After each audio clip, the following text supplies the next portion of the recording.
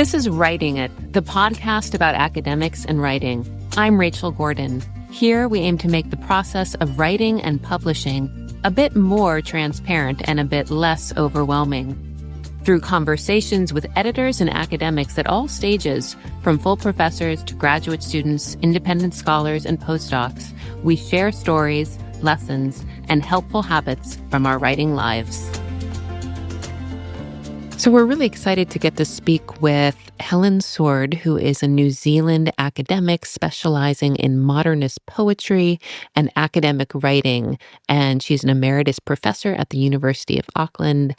And she was also elected to as a fellow of the Royal Society of New Zealand, and is a founder of the WriteSPACE, which is an international writing space.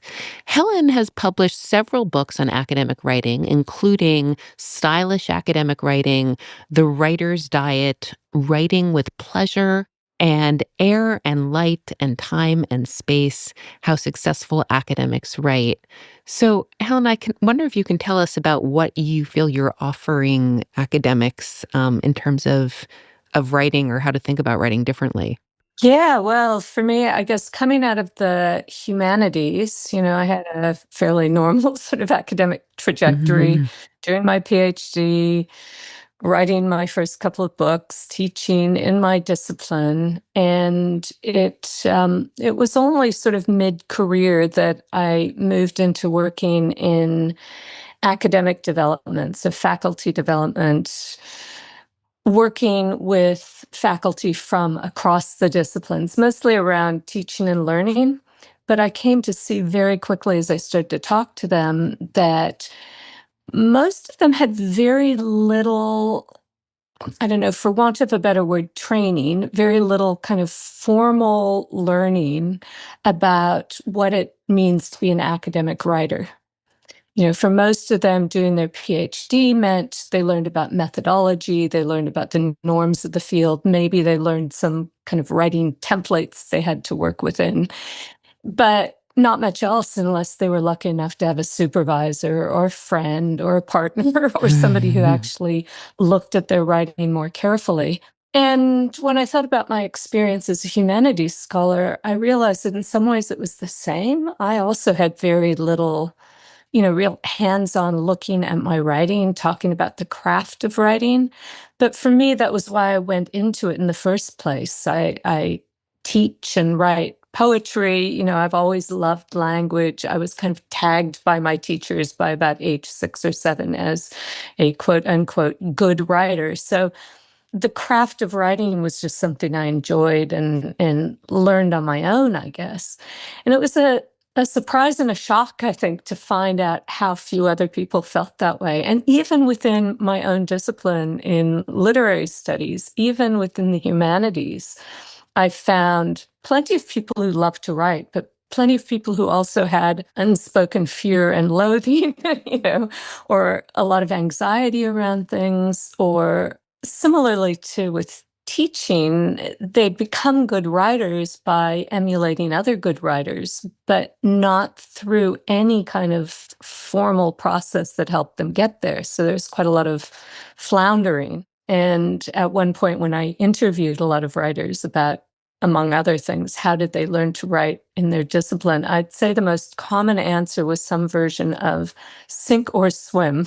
In other words, I didn't. So what I've done in my research and my writing across those 4 books that is quite different from most of what's out there is writing to and for academics across the disciplines. So I'm not just writing from my disciplinary perspective for other people doing the same kind of writing, which is what a lot of books on, how to be a science writer or whatever do.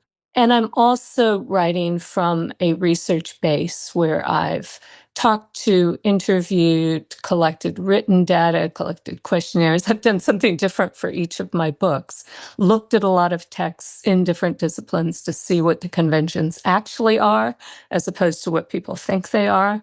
So they're all research-based books about academic writing across the disciplines.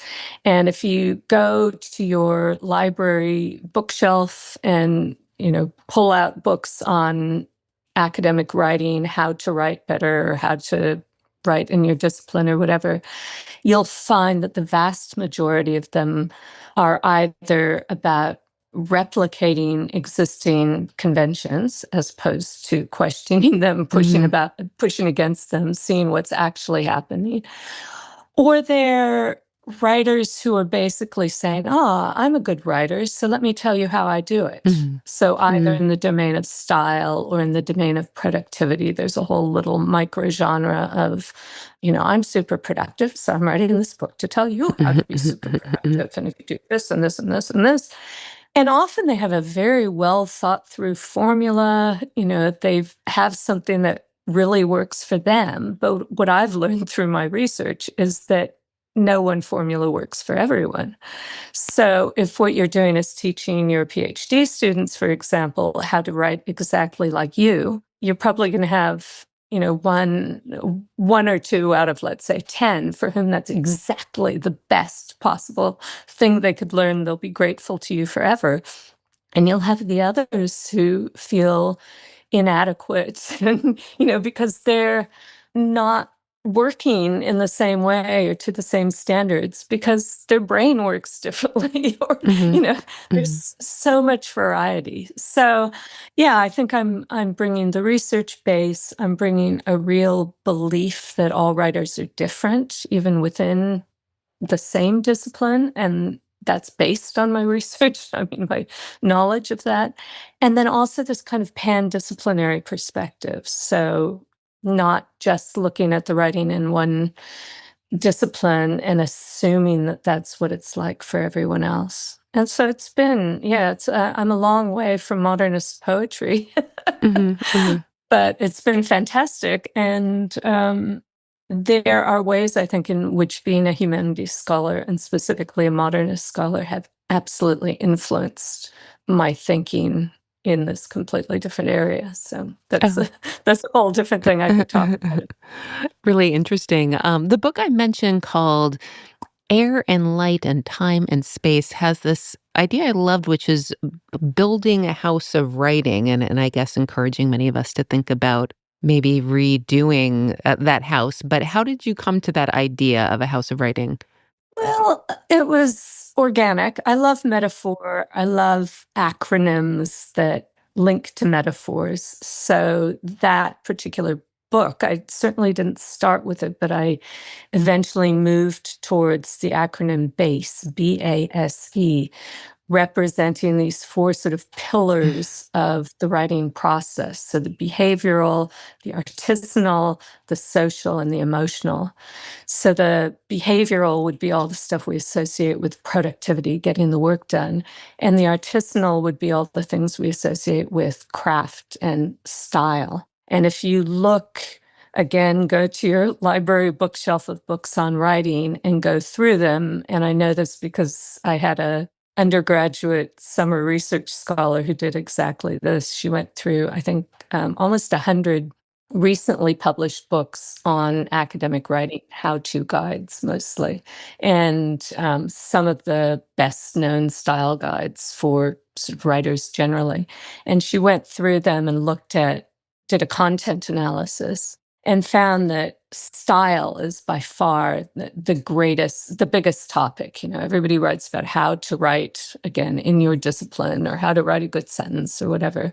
And then productivity, lots of these books on how to write a lot. And in fact, that's the title of one by Paul Sylvia. So productivity and style, but there was very little on those other two elements of the base, the social and emotional dimensions of writing. And so I did research around that. I interviewed 100 successful academic writers with success very broadly defined. And I collected questionnaire data from over 1,200 writers from across the disciplines, across the world, basically PhD students, postdocs, and faculty. And I came to the conclusion that all four of these dimensions are really equally important, and that it's the the way they work together that's really going to build success in writing. And by success, I don't necessarily just mean being super prolific or being at the top of your field. I also mean feeling like, you're happy about your writing, feeling like you get the work done when you need to, and not constantly being anxious about it. So the BASE, BASE, behavioral, artisanal, social, emotional, I built then a little tool, which you can find online via my website. So helensword.com, go to resources and look for the writing base. And there's a little diagnostic tool there where you can determine your own base, and you click a button and then you get a profile name. And I have all these different profiles based on the relationship of those four things. But basically, the idea is that if you imagine the foundation of a building or of a house, you're probably going to want it to be wide and strong and symmetrical. And so the base of this kind of metaphorical house of writing is a space, or a collection of habits, you could say, behavioral, artisanal, social, and emotional. So as I'm talking, I'm picturing in my head this square formed by those corners, BASE, and I'm figuring it as a horizontal object, like the base of a house. And then I can picture those four pillars rising up vertically to create this house of writing, which is a space of air and light and time and space. And that's a quote from a Charles Bukowski poem, by the way, Air and Light and Time and Space. He says, writing for poets and artists, that everybody fantasizes about having air and light and time and space to write. And they need to just stop worrying about that and just get the writing done with a gun to their head, with a cat crawling up their back, with the house on fire. That's how art is made. But I beg to differ. I think, particularly for academic writers, it's actually quite nice to have air and light and time and space, both literally and metaphorically. And so the book is about helping you find that for yourself. And the way that you find that and grow that for yourself is to attending to all four of those base dimensions. It made me wonder, reading about the base and the possibility of having air and light and space in our writing lives, if your writing house was always that way, or what the change was in your own writing experience as you were doing this research. Yeah, it's a great question. When I started that book, so my previous book had been Stylish Academic Writing, which is 100% focused on texts. So I looked for exemplar texts, examples of stylish academic writing. And yes, I do believe it exists. I've proven it exists. So I looked for exemplars across disciplines, and I looked at what the writing was actually like in various disciplines. And, it was all very text-based research. So even though it was a long way from modernist poetry in some ways, in other ways, I was totally in my comfort zone. I was doing close reading of texts. And it turns out that I find that quite interesting to do with academic texts, as well as with modernist poetry. But then, after that book came out, and even while I was working on it, I started running workshops on stylish academic writing and talking to people in different disciplines about their writing. And that was when all the other stuff came out, right? It's not enough. First of all, how am I supposed to be stylish if I'm being told by my dissertation advisor that I should write in this very conventional way?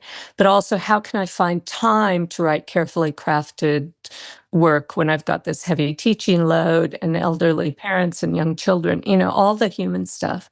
And then also, how can I write stylishly? How can I write at all when I feel such tremendous anxiety about my writing, when it feels like a heavy weight, when I've been told I'm not a good writer? So all the human stuff came bubbling up. And I realized I couldn't just write about texts anymore. I had to write about the people who wrote them. So I kind of had to become a social scientist without having any training in being a social scientist. And I just thought, well, I'll just do it like a poet, right? I'll just interview a bunch of people, collect a bunch of questionnaire responses from people, and I won't worry about having some coding system that conforms to social science conventions. I'm just going to read the texts and read the transcripts of the interviews and find the stories, find the metaphors. And that's what I did. So I interviewed 100 people. I gathered, as I said before, questionnaire data from over 1,200 more. And that was the basis of the book. But here's the thing. I had to write this questionnaire and put it through, the whole ethics consent and stuff without ever having done an interview in my entire life. So I was sort of flying blind. Mhm. So I came up with some questions that I thought would be interesting to ask. And then I was kind of stuck with them. I mean, I could do a bit of maneuvering in the interviews. And I also came up with this questionnaire that I could run when I was running writing workshops. And that was how I collected all that data. I would go to various universities and I would say, hey, I'll run a free workshop for you if I can use it also to get people to answer these questions.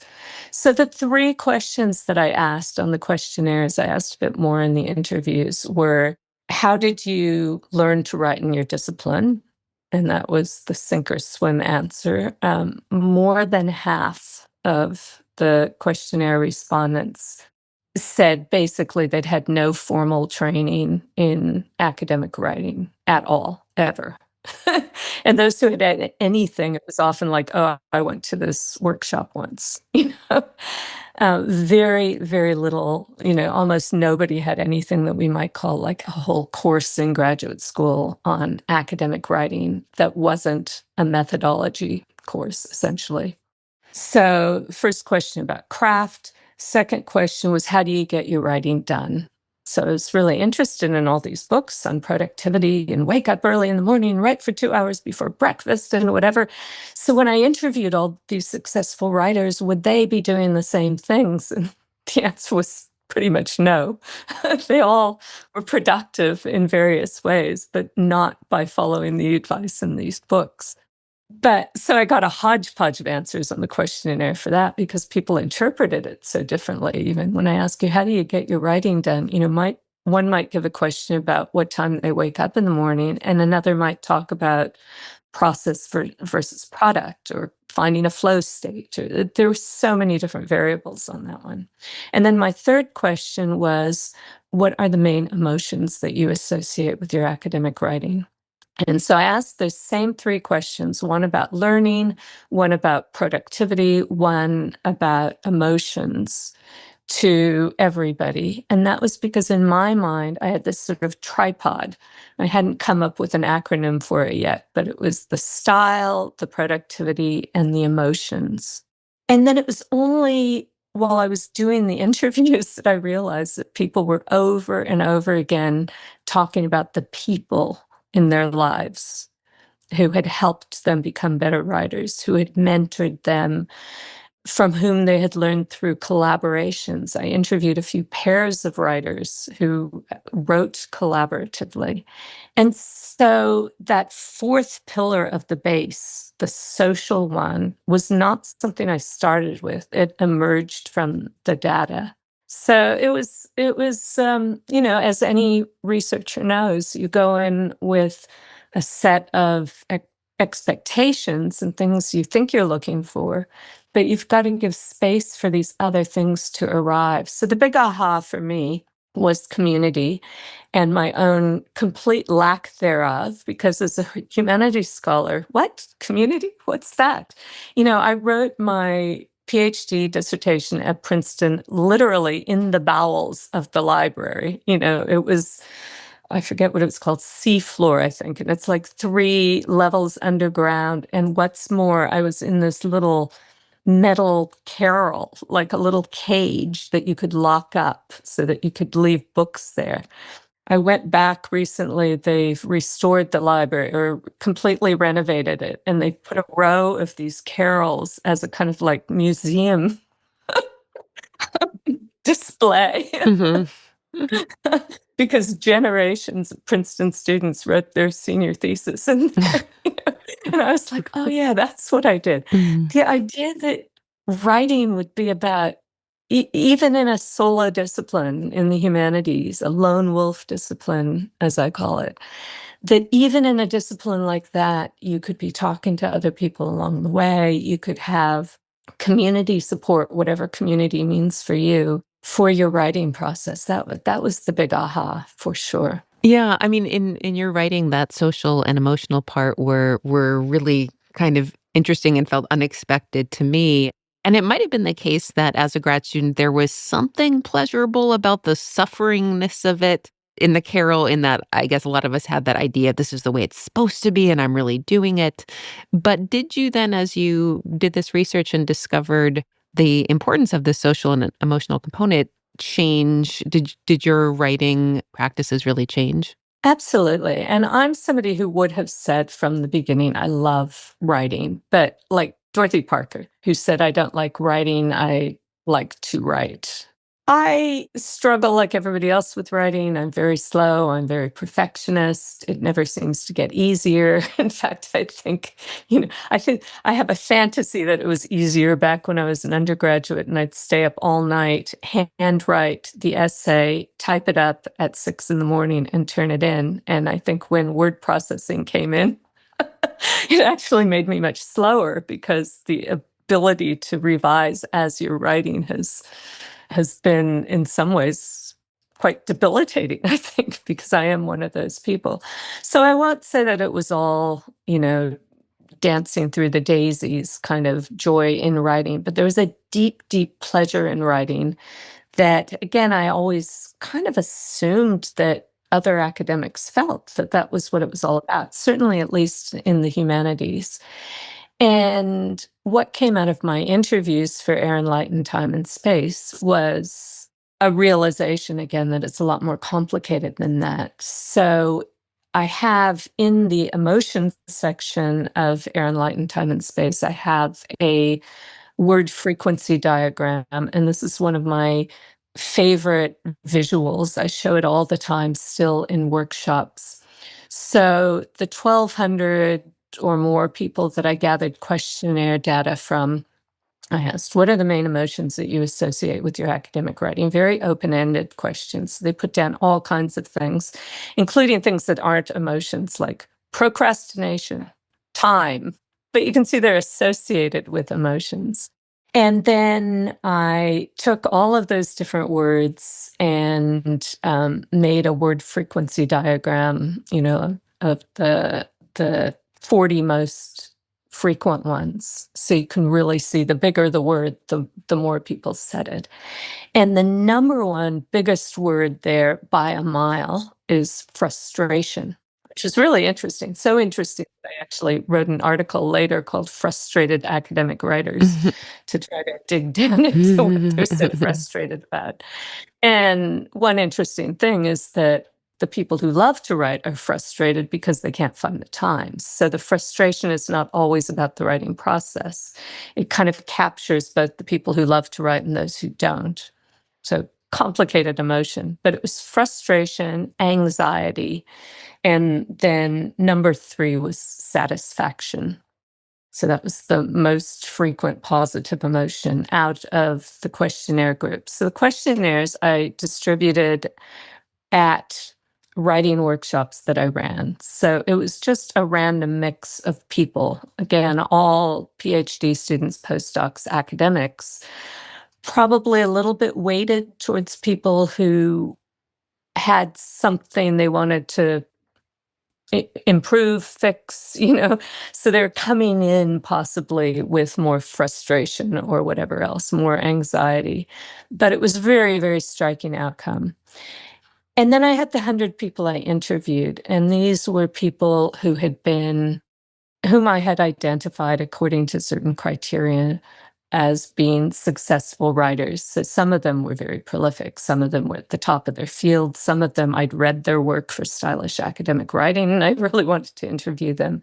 But some of them were colleagues recommended by other people saying, oh, so-and-so, comes from a family where nobody even finished high school, and they've got, a PhD in whatever, and really inspiring, interesting person. And I would interview them, and they'd go, "I'm not a successful writer." I'm like, "You're here. You're a successful writer. You're publishing books. What's not successful about that?" So anyway, it was a different group of people, somewhat more skewed towards somebody having identified them as successful. And the interviews were long verbal interviews rather than people scrawling questionnaire responses. So, taking into account a bit of apple and orange kind of thing going on with the data collection. But I asked the exact same question, which is, what are the main emotions that you associate with your academic writing? Plus, I gathered other emotion words that came up in the interview in respect to writing, maybe with other questions. And the word frequency diagram for that one, the biggest word, again, by quite a lot, is pleasure, followed by enjoy, as in I enjoy writing. And then the third one, the first negative one, was frustration. But I was it was really there in front of me in black and white that pleasure and success, however you want to define it, in writing went hand in hand. So I went back through the interview transcripts to kind of tease out what kind of pleasure are we talking about. And it was very clear that, again, this was not people saying, "Oh, I love writing because it's so easy for me." They were saying, "I love writing because it's a challenge. I love the challenge. I love the craft." Tony Grafton, who's quite an eminent historian whom I interviewed, he talked about how when he was younger, he worked building stage sets. And he said, "That's how I feel when I'm writing. I can almost smell the sawdust." So that's why I use the word artisanal, for my base. Also, I needed a vowel. But this idea of writing being a real craft that you train in, that you're proud of, that came through very strongly with these writers talking about feeling pleasure in writing. And often pleasure and frustration would kind of go hand in hand. They talk about the process of writing, and it can be frustrating, it can be hard, I can feel anxious. But when it all comes together, there's no other pleasure like it. That's, the kind of thing people would say. So that was why I followed up Air and Light and Time and Space with a book called Writing with Pleasure. Because when I went looking for literature, even in the kind of self-help books on academic writing, how many of them were telling people that productivity and pleasure are linked, that finding pleasure in writing is not only going to make you a happier person, it's also very likely to make you a more productive writer. Who wouldn't want that, right? Right. And what I found was almost nothing, so little about the emotions around academic writing. And when the emotions were mentioned, it was often to pathologize them.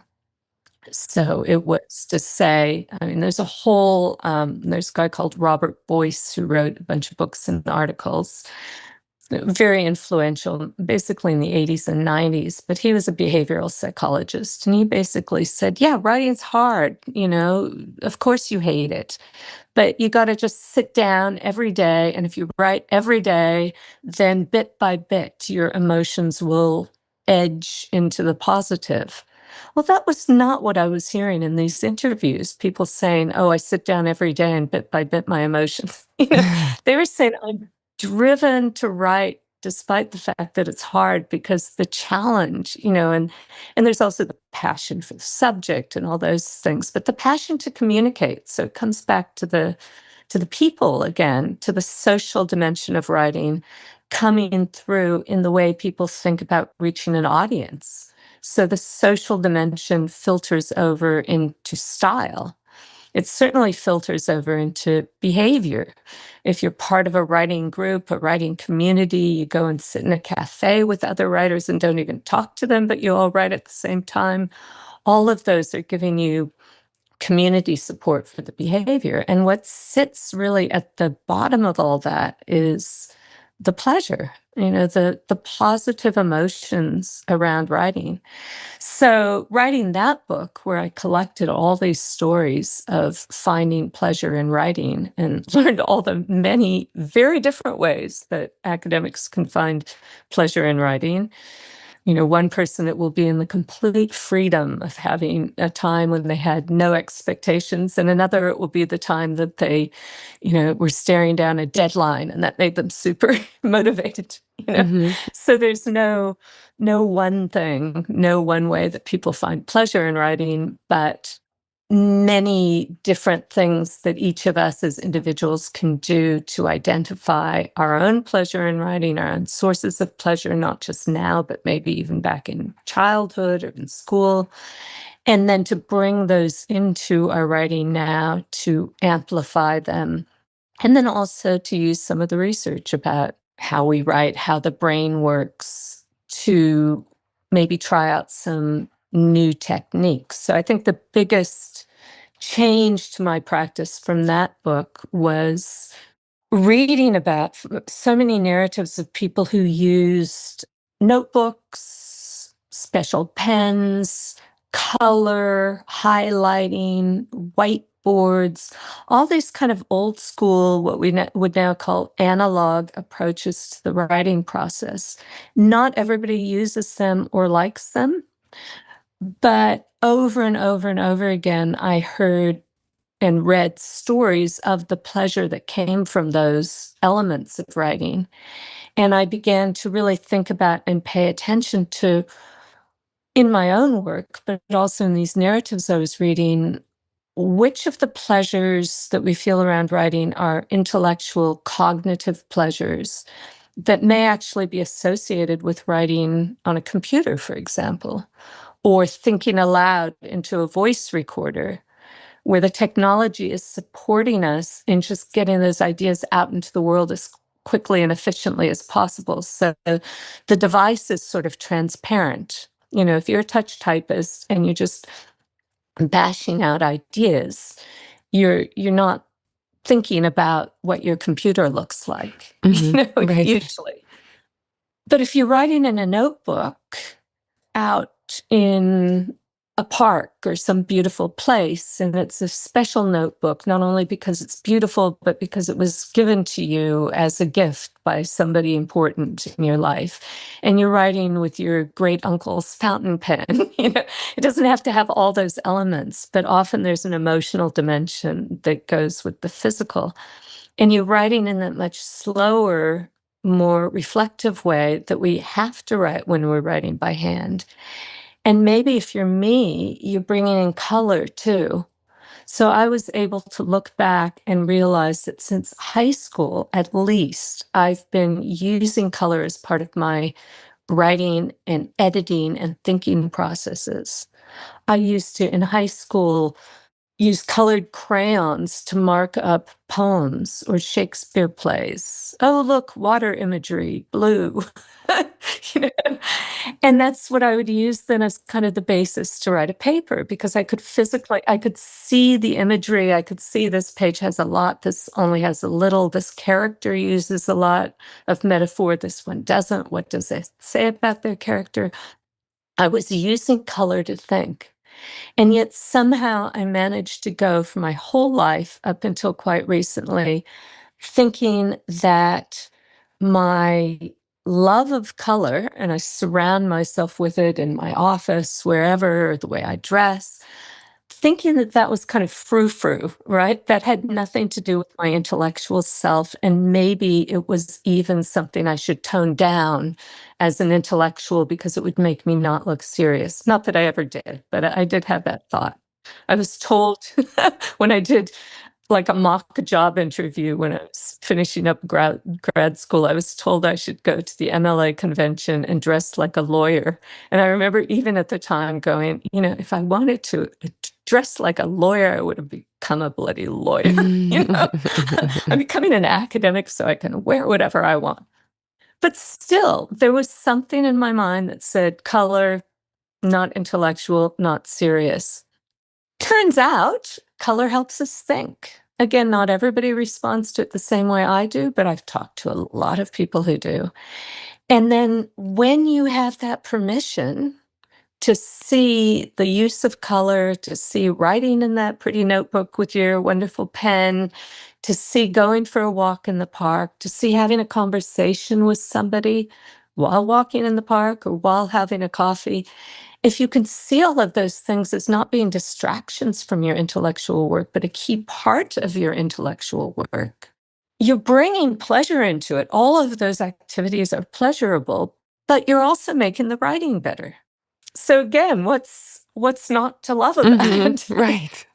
So I'm much more intentional now about pulling myself away from the computer. If I'm a little bit stuck, opening a notebook. I have gazillions of notebooks. I make my own notebooks now because I go through them so quickly. Nice. Yeah. So yeah, that's I think it's fair to say that each of my books has led to something fundamental that I've changed in my own practice that I absolutely didn't see coming, or would have done it a lot earlier. Yeah, one of the things you described in Air and Light and Time and Space is, I guess, starting to work in maybe coffee shops or other spaces with a friend. And it sounds like you were someone who was pretty solitary before. That sounds like a huge shift. I mean, just in your identity as a writer, because I feel like those of us who are used to solitary are often sometimes rigid about it. So I don't know how that was, if there was a little bit of fear in like, am I gonna be able to do this as well if I'm with someone, or how will the feeling change? How did you go about trying that? Yeah, I think it happened kind of organically at first, but I quickly realized, because I was examining everything I did, as part of writing that book. And I wrote there, and I've since kind of refined the way I think about it as well. I write about it more in Writing with Pleasure. I've come to think about something I call social balance, which means that there's a continuum that all of us are somewhere along a continuum, I guess, or move along a continuum between solitary writing and social writing, or solitary living and liking to be around people. And there's this whole literature, there's Susan Cain's book on Hmm. being able to be solitary. So, people who are extroverted versus introverted are going to be, have extroverted people, kind of the definition of it is that you get energy from social interactions, and introverted is you can do the social interactions, but you're drained by them, and you're nourished by solitude. And so I was able to identify in myself that I'm quite extroverted in terms of talking to people. I'm not a solitary person, but I do love to write in solitude. And a lot of the people I've interviewed say the same thing. So it's not an either or, Hmm. it's a both and. And for me, then it's being reflective about when are times when I really need that solitude to get the headspace, and when are times when some social interaction will be helpful. And I also like just writing in cafes and things, but I think that's more about the displacement, being in a different place and how that takes my brain to a different place. So that's more about the kinetic aspects and the movement. But some people really thrive on being in a group where everybody's just silently writing, and that helps them be motivated. I don't feel like I personally need that. I'm plenty motivated when I'm on my own. But even just thinking about, I think for me, the thing that changed most wasn't just writing in the company of another person, but learning to talk about my writing and their writing while it was in process, because I very much had absorbed this idea, not that I was taught, but I was sort of acculturated to this idea that you do it all yourself until it's perfect, and only then do you show it to other people, which of course is a terrible approach because they never think it's perfect. Academics are trained to pick it apart and tell you all the things that are wrong with it. Hmm. So, but it feels very high stakes at that point because you've been working and polishing, and whereas if you are constantly talking to people you trust about work in progress, It becomes low stakes. It becomes iterative. It becomes formative rather than summative. It's not a critique of you and your ideas and everything you are. It's somebody you trust helping you think and make your work better. So the key shift for me that came out of that wasn't maybe as much with my own writing, although I do that now too, much more than I did, but also forming this community called the WriteSPACE, where I was intentionally creating situations where people could come and show each other their writing in a non-judgmental environment. And I do that now. I do that as my work. I run an intensive course. I call it the Stylish Writing Intensive, where basically over about 24 hours of workshops and writing and editing time and 6 hours of live coaching with me, people take their writing someplace new, usually in terms of finding their voice, identifying points of style that maybe they hadn't even noticed, all kinds of different things for different writers.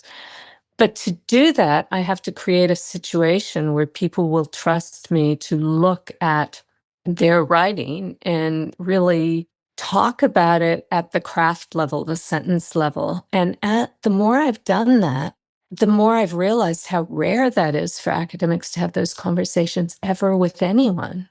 PhD advisors are too busy. They can't. Sometimes they will, but often people don't really have the skills either. They've never had that kind of conversation. Nobody's done it with them, so they don't know how to do it with others.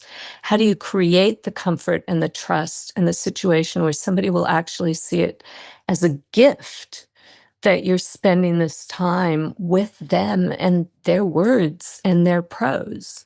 And so I end up right in the weeds with people talking about sentence structure and syntax and nouns and verbs and things that they've often, maybe they have learned to do well just from reading a lot, but they haven't actually found kind of the words for it, the vocabulary.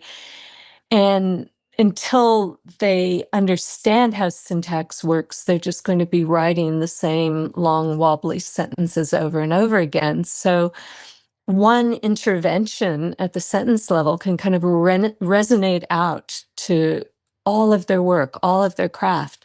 So why doesn't that happen more often? Well, I think in the disciplines, we default immediately to content and method. Right? So you give somebody else in your field something to read, and they're going to go straight for the ideas, which is great. I mean, we want people to read and engage with our ideas, but they're not going to sit down and say, can we talk about your nouns and verbs here? Which is what I do. And yeah, it's interesting how, people are grateful for it, I think, usually because they haven't had that kind of attention. But it's not part of our training. And so one of the really big things I try to get across to people is the way in which attention to craft should be linked to, I think, the pleasure in writing. So the slow, painstaking work of taking something thoughtful and good and well researched and making it just beautifully written as well. It takes a while. It's a craft. But if you're doing it with that pleasure in the challenge, pleasure in the process, it's going to make it so different from going in with an attitude of, oh, my writing sucks and I have to change all this around and it didn't come out perfect the first time. Well, it never comes out perfect the first time. So there's a lot of, you can see we're back to the base, how all of the different elements, the artisanal, the emotional, they're actually very closely correlated to each other. And you can, if you come to the craft with pleasure, you're going to want to spend more time on it. You're going to, get better at it because you're learning and you're enjoying it. So I try to hook pleasure into every aspect of the writing process, including and especially the really hard ones, because you may not learn to love that thing that you used to hate, but you can maybe at least find ways of bringing more fun to it, or more joy, or more pleasure. Yeah, I mean, some of that attention to craft that you describe makes me think of the revision process of reframing that. And I think some of it, sometimes see that as, ugh, this is where I have to deal with the mess or the things that the editor says aren't right or aren't good as in another section. And I do sometimes come to that with a kind of heavy, negative, anxious feeling. But can you explain how you would be talking to a writer about how else we might approach this stage? Yeah, well, even just that word revision, that's a really lovely word. I get to revision this. I get to look at it anew. I get to look at it through the reader's eyes. And I think one of the kind of fallacies that is so strong amongst so many writers, because we never talk about these things, because we don't go through any kind of educational learning process. So we all absorb, or many of us, this idea that it should be easy, it should be perfect, it's easy for everyone else, just hard for us. And if we don't write it perfectly the first time and have to go through this process, this is a terrible thing. This is showing some kind of incompetence on our side. And of course, when I interview these really brilliant writers, they tell me. I interviewed Steven Pinker, and he told me about his 6 drafts that he goes through, and who sees which draft, and exactly this process that is predicated on the whole idea of revision and craft, and that you're going to be doing that again and again and again.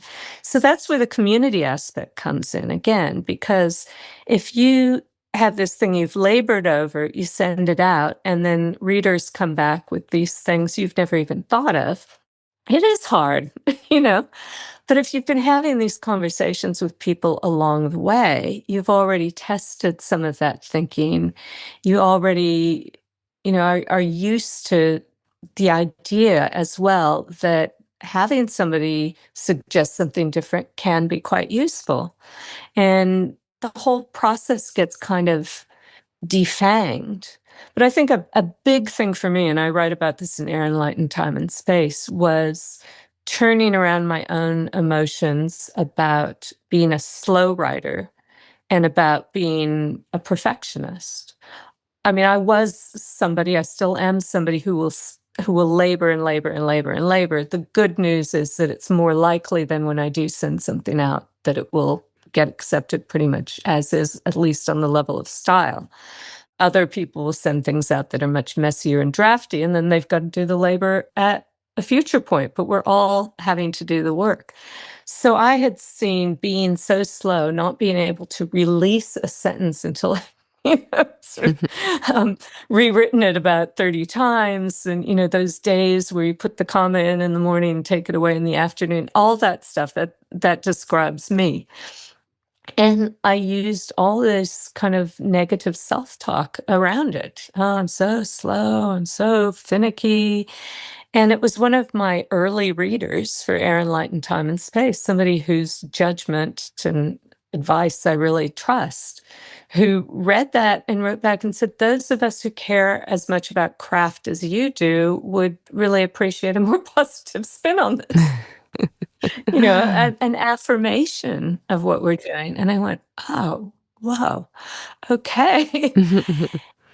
And so just turning around the idea that I'm really, really slow, it's going to take me a long time to get this out the door because I'm crafting it so carefully, and just thinking, okay, I'm an artisan of language. That's what it takes, for me to write what I write. And so I need to put all my energy into finding and protecting the time.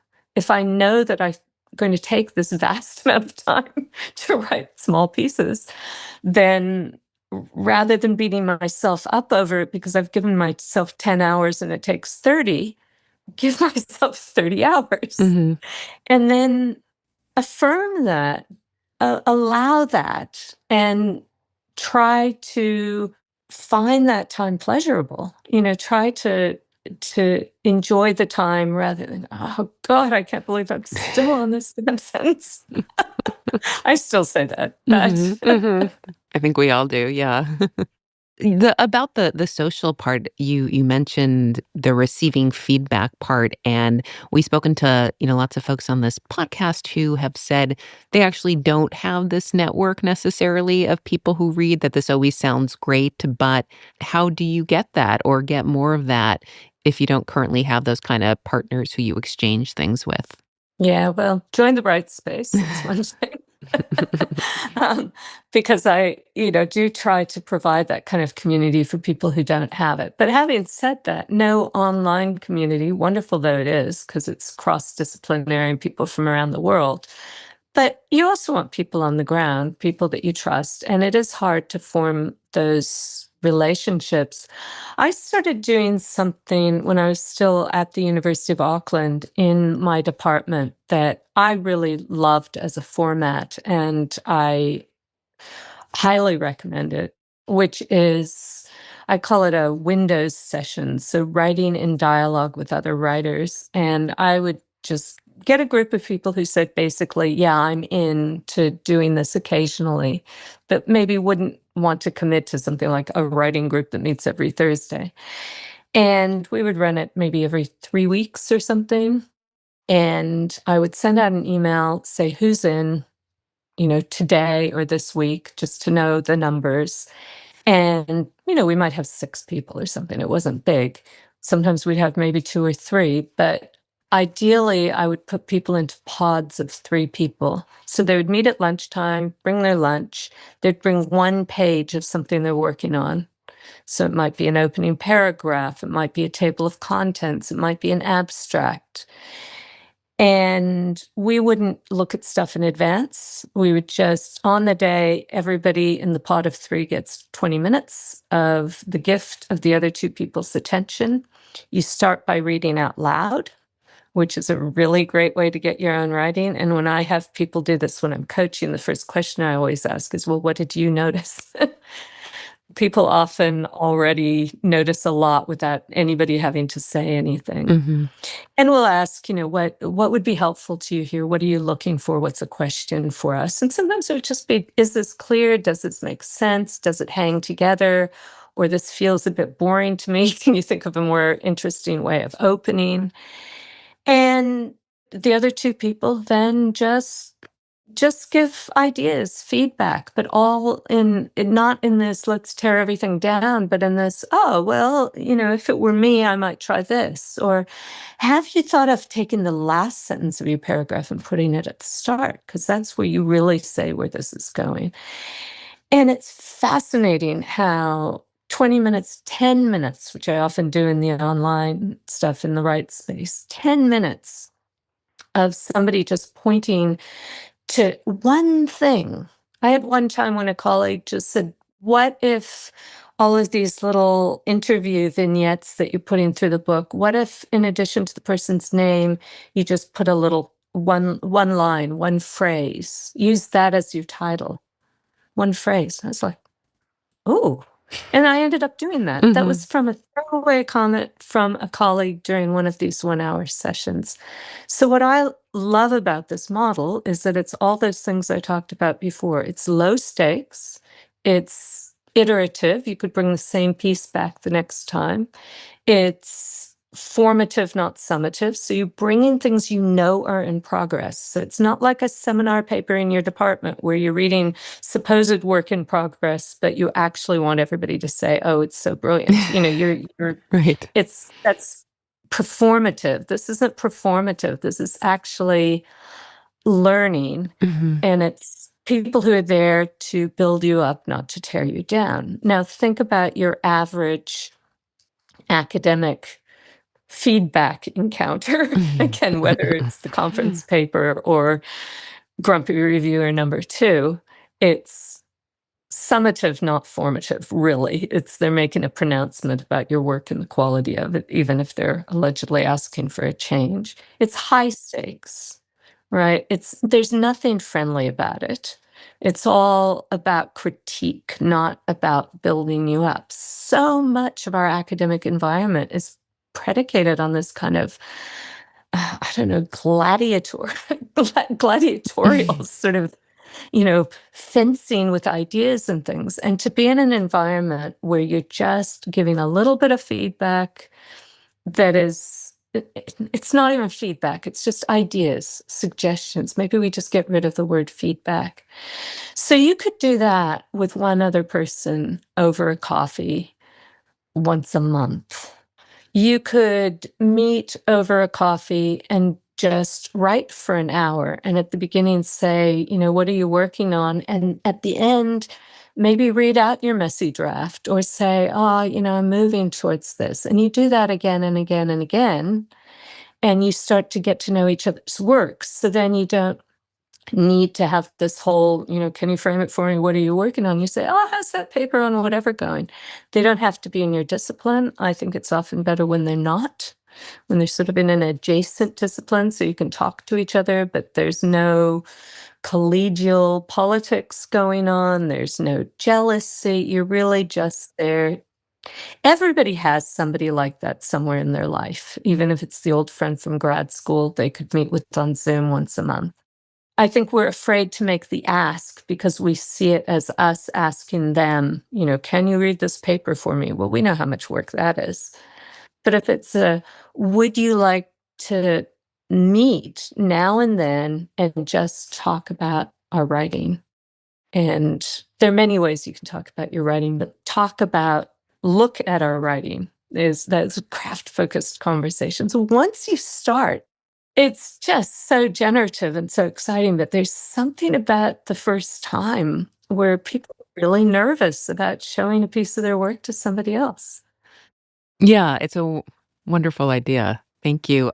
And Helen, it reminds me, there's two questions we ask all guests that I wanted to ask you. One is if there's something you wish you had known about writing or publishing earlier in your career. I don't know. That's such an interesting question. I think I would phrase it a bit differently, which is what would I tell my younger self? Yeah. Yeah. Which is, first of all, it's all going to be okay. Right. But to be fearless, not to be so afraid. And I think that's not just me talking to my younger self, it's me talking to so many writers out there. I run a writing retreat every year in Switzerland, and this year, and it's mostly academic writers, some of them quite senior, end of career, mid-career, And this year I asked them all the first day, just what's something that you'd like to leave with from the mountain or leave behind on the mountain. And it was astonishing. All of them, one way or another, there were 7 of them, and all of them said, I want to leave this anxiety behind in some form. They all had different things they were anxious about, or I want to find this thing that I seem to have lost. And there's so much fear in academic writing. So I think I was fortunate to come out of modernist poetry as my disciplinary background because I was teaching about people for whom breaking language, doing new things, make it new was Ezra Pound's mantra. And make it new doesn't mean iconoclasm, like blow it all up. It means take tradition, take convention, take whatever you're working with, make it new, see it anew, revision it, right? And I did that then looking at academic writing. I did that then when I started doing interviews because I hadn't been trained as a social scientist. So I could just make it new. I could go in there without fear. So yeah, that's what some version of that. But how do you get to that confidence? That's the hard part. And I don't think you can do that ultimately. Well, maybe you can do it without community, but it's a hell of a lot easier with community. That was great. The other question that we ask is if there's a writing habit or practice that's working for you now. Yeah, for me at the moment, it's all about notebooks and color and really validating these things that I've always loved about writing, but not seeing them as a different part of my academic self, but seeing them as intrinsic to my academic self. So I now have little notebooks for everything, and I've started doing a lot more. I do a lot of visual art stuff, paper collage and things, and I see that now as part of my writing practice, part of my thinking practice. So I would say play around with both analog and digital tools, and with using both. And there's no one way. Everybody has different things that work for them, but try to bring some of the analog stuff back into the digital, especially if your life is just attached to screens and you never tear yourself away again. It's really made a difference for me and for my my physical health as well. You move around more. You're not stuck to the computer. And when you say paper collage, are you cutting up a paper and sort of placing the pieces? Yeah. Yeah. So I have a newsletter on Substack, which called Helen Sword. I publish something every week, so I was looking for visuals for it, and then I thought, oh, I'll just make them. So I make them out of paper, and then I, tied to kind of whatever the theme is, and then I digitize them and turn them into notebooks. They come out great when you photograph them too. They come out, really colorful. So they make a great header for a newsletter. And then I cycle them they're everywhere on my website. And yeah, it just gives a visual lift to everything. But I also find when I'm working on a newsletter, often I'll start working on the collage, because as my hands move, as I think about the forms and the colors, again, a different kind of cognitive process is happening there then as well. That's really interesting. I know so many of us love doing sort of crafty things. Yeah, and again, if you think about how could that be part of your process? Yeah. I have a whole course I run called the Creativity Catalyst, and there's one whole unit in there called Make Stuff. Mm-hmm. And there's a whole literature on this. I have another website called The Artist Academic. So it's about bringing creative practices, arts-based ways of thinking into academic writing. So all of these are things that I'm thinking about all the time, and then trying to teach, for want of a better word, through my WriteSPACE resources. Great. Well, it's been really fabulous and fun to speak with you. So thank you so much for making the time. Thank you for inviting me. And I hope that your listeners will have some new ideas, and also just think about the pleasure in writing that maybe they felt long ago. And where is it now? And can it come back? Definitely. Thank you. Thanks for listening to Writing It, the podcast about academics and writing, sponsored by the Center for Jewish Studies at the University of Florida.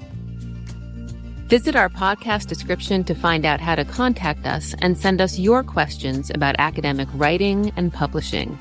Follow us on social media at Writing It Pod, and subscribe to us so you never miss an episode.